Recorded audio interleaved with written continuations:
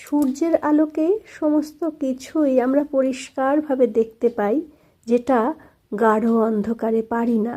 সূর্যের আলোর সঙ্গে তুলনা করা হচ্ছে শাস্ত্রজ্ঞানকে। এই জ্ঞানের আলোয় আমাদের কাছে সকল তথ্য পরিষ্কার হয়ে যায়। তাতে কি হয়? ভ্রম প্রমাদ অর্থাৎ ভুল রূপ আধার দূরীভূত হয়ে যায়, কেটে যায় অন্ধকার। নন্দরাজ কাঁদিতেছেন, শ্রীকৃষ্ণের জন্য কাঁদিতেছেন। উদ্ধব জানেন কান্না আসে মোহ হইতে, মোহ আসে ভ্রম জ্ঞান হইতে। তত্ত্বজ্ঞান আসিলে ভ্রম জ্ঞান ঘুচে, ভ্রম জ্ঞান গেলে দূরীভূত হয় মোহ।